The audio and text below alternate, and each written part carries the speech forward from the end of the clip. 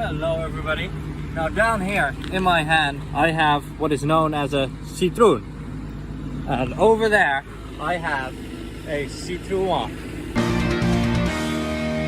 Now this might be the cool part where I drop a one-liner about it looking like a lemon but not actually driving like a lemon, and then we show a cool montage of it doing drifts, but this isn't exactly a drift car. Yes, today we will be reviewing my 1993 Citroen BX 1.4 liter Deauville, which is a hatchback made by French people. Now, as you can see here, the design isn't exactly the standard car design of the 90s. It's a little bit out there, it's a little bit futuristic, and I think it's actually pretty good. I think that it's interesting, and I like it when cars are interesting and different. And you see once again the styling cues of Citroen.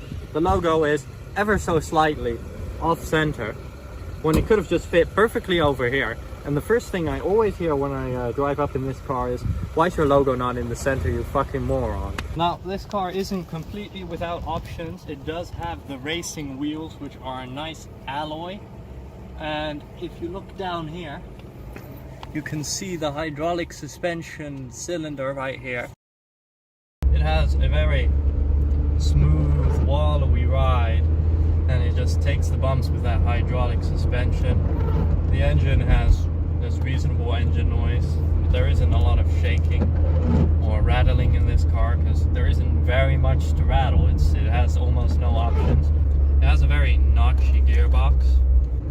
It really notches with a really long throw, so it's sort of strange to shift, but it definitely shifts well. I've driven a Fiat Panna of about the same age, and that had a horrible gearbox where it didn't have that notch feel, so you never knew if it was truly in gear, and most of the time it wasn't. One of the main downsides to the BX is that on the highway here we're going 100 kilometers an hour, which is not even that fast. I mean, sometimes you're going 130 on this highway, and just listen to the engine scream basically, and all the wind noise. Well, there's actually surprisingly little wind noise today, but I know that last time I was really irritated by it, and the Twingo is just so much nicer on the highway because it just has a little bit more soundproofing, and the engine is just a little bit more modern and up to speed to actually do what it's supposed to do.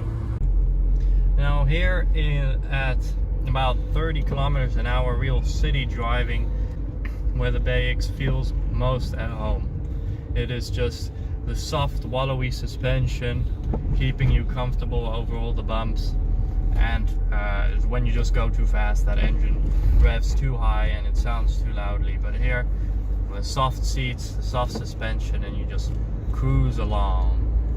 Now that is one of these things that you just have with these old cars. The same thing with the Sunny and the Twingo to a certain extent, because there is basically no pillars and no safety, and the doors are just a sheet of metal.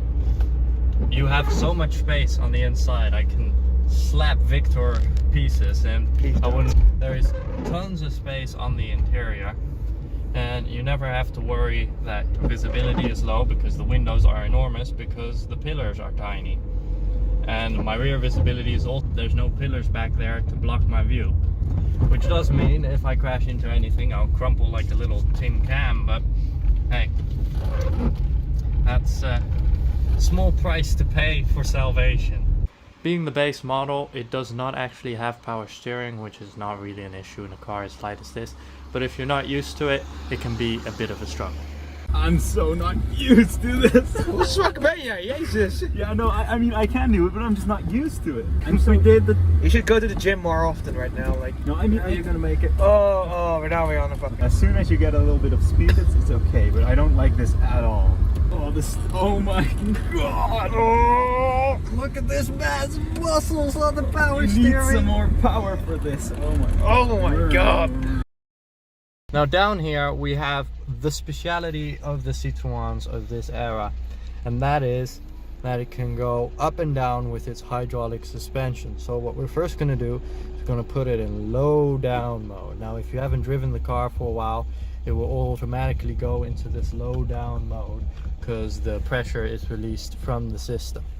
Sometimes you wanted to go off-road. There was an off-road version of this car, but sometimes you were driving maybe through your farm and you wanted to go over a log, which meant you wanted to go into high up mode, which is this line right here.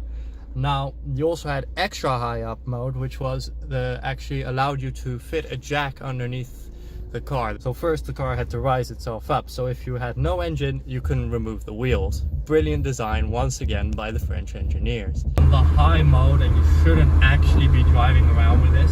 It's also why we're driving about 20 kilometers underneath the speed limit, but if you feel us going through these bends now, it is actually surprisingly stable. I did not expect this. What the hell is this? It should be more wallowy. Like I expected it to be going like nah. But yeah, it's inherently unstable like this. I'm gonna lower my boy down. It's more wallowy on this. I don't understand. You can see the jack is over here. To get it out, we just need to loosen it and it pops right out. Now this may not be like any jack you have seen before. Basically what it does is there are multiple jacking points on this car and it just slots into here. It attaches. Apparently attaching jacks to your car is a very French thing to do. The Twingo also has it for some reason. And then you just turn this screw, which operates a gear in here, which then turns another screw and pushes the car upwards. And you can only attach this when it is in the highest mode. I repeat, you can only attach it when it's in the highest mode, and to get into the highest mode the engine needs to work. If your engine does not work, you're not getting this car up on jacks. Interior design of this car is definitely like nothing I've seen before. It's very quirky yet very simplistic at the same time. That's partially due to all these spring-loaded, basically, yeah, storage rooms and our little toll booth, and even the radio cover is spring-loaded to keep an air of basically, yeah, simplicity in here. And even all the glove box compartments, instead of just having a place where you put everything up here, they have it covered with a spring-loaded catch. This is the cockpit, as you would say, of the BX. Sadly, I do not have the high-end version with a digital gauge cluster, which is really something to see because it's 8-bit digital, and it looked like it was out of the goddamn space. It is very simple, and like all French cars, rev counters do not matter. We do not have a rev counter, instead we have a clock. Because it's very important to be on time, or if you're French, reasonably late. Over here we have our speed dial. So an old-fashioned, it has like a little clutch system where the engine spins, and then the more spins it makes, the further the dial goes up. But the problem is that especially over time that clutch gets a little bit worn, and then you get something like this where the dial jumps up and down like a crazy little bunny rabbit. And we here have a fuel gauge. Now this fuel gauge has a special property. The other day I forgot to fuel, and I drove over to Matthijs' house and the fuel light came on when we left, and I was like, uh-oh, that's not good. But then 5 seconds later the dial wobbled a little bit and it decided fuel was back in the car, and we drove another 50 miles or something. Then we came back and the light was on again. I was like, oh no, I should really fuel up. But then we were driving along, a little dial wobbles a little bit and the light goes back off. This car magically produces fuel. This strange, quirky, where all the buttons are coming towards you, and this strange steering wheel with just a single spoke, but this enormous flat area here where you would think I put an airbag or at least a horn. It just doesn't do anything. Airbags weren't invented yet. Similar to like, this is what you think would be an airbag, but it's just storage. Because safety, we're French, we prefer to die. Anyway, it does have the largest ever like sun visors I have seen. When I put these down, 3/4 of my entire windshield is just blocked off and I can't see anything. But then I believe if you're driving in this car, you're probably quite a bit shorter than me. You're probably like this height, and you can just look over the steering wheel like a small French person, because this here is the headrest and this is the highest mode. My head, like, it should be about here for my head, but it isn't. This is the absolute highest place this headrest can go. So as a matter of fact, it's useless. It won't protect me from whiplash in any way whatsoever. You may think, what important controls do they give the BX driver? And on this side we have the warning lights, and just hear how satisfying that button sounds. Now this is slightly less satisfying. This is the rear wiper. I press this button once and it wipes once. You can't have it on any kind of like automatic wiping system. You can wipe once. Because one time is all that you need, and else it would be expensive to engineer. Wiper stalk for the front. I pull it and it wipes just however many times I want. I can increase the speed, I can lower the speed, I can even do it in intervals. In a little while it will wipe again.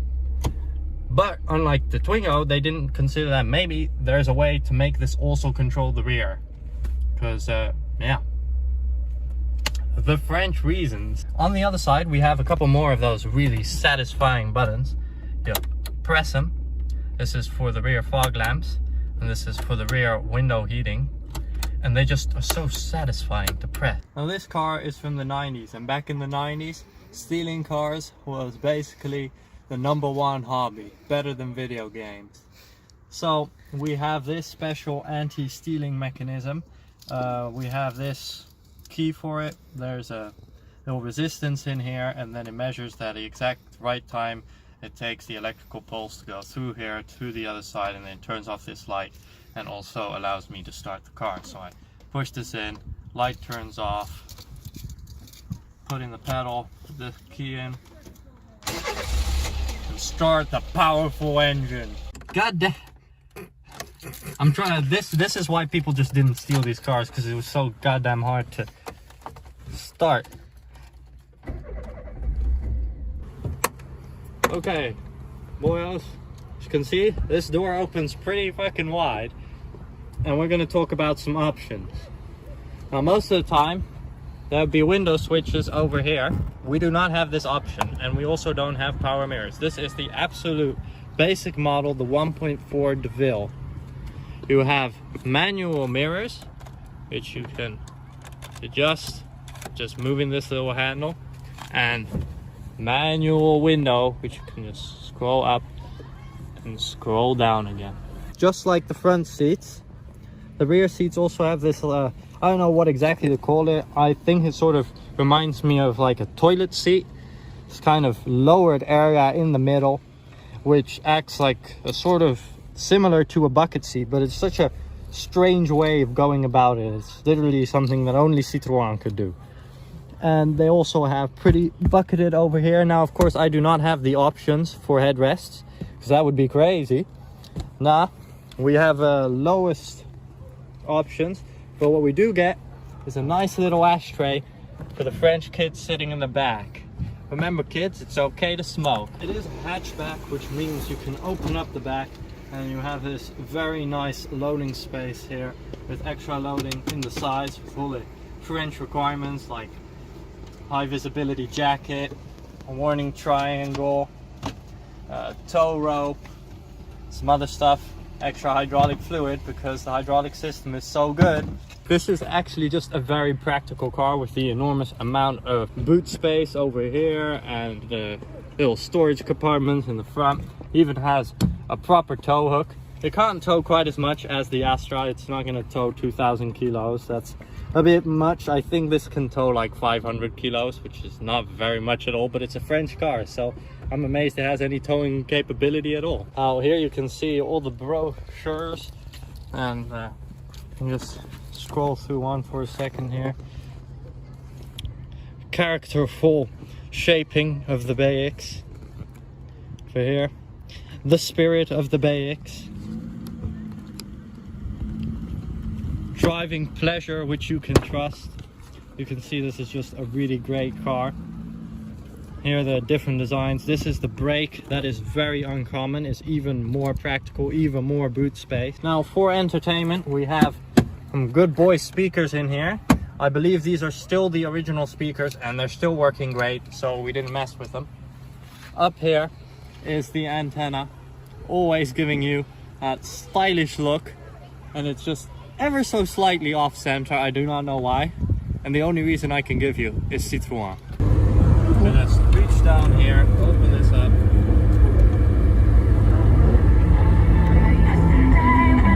And now, we'll keep this short because I don't want to get copyright strike. You can hear the radio is a bit spotty because our antenna up here on the roof is just dying in this wind.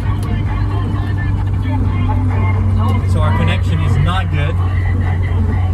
But at least we can just hide the radio and hide our shame at the same time. Every car has its own little warning sound to tell you that the lights are on.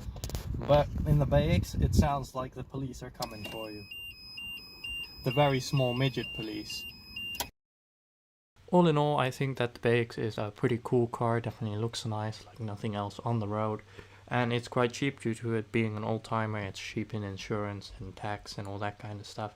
And it's also quite cheap to buy and easy to sell because there's a whole fandom, so there's quite a lot of them still rolling around. You do probably have to swap the octopus like I did for this. That is the hydraulic system, which is quite a bit of work. But all in all, it's a pretty cool car. It's really sweet that it goes up and down. That's like top 10 party tricks ever. And yeah. On the other hand, I do prefer a car that's a little bit smaller, a little bit more chuckable around the bend, you know, a little bit more exciting. But it's definitely a step up from the Sunny, and I guess we shall see where we go to next. Well guys, that was it for this video. I hope that you enjoyed. If you did, don't forget to leave a like down below. Maybe consider subscribing to the channel. Now, if you want to see more information about the BX, then go check out my channel. I worked on this BX and did all kinds of little things, including I have a complete tutorial on how to swap that octopus if you need it. Thank you very much for watching, and see you next time.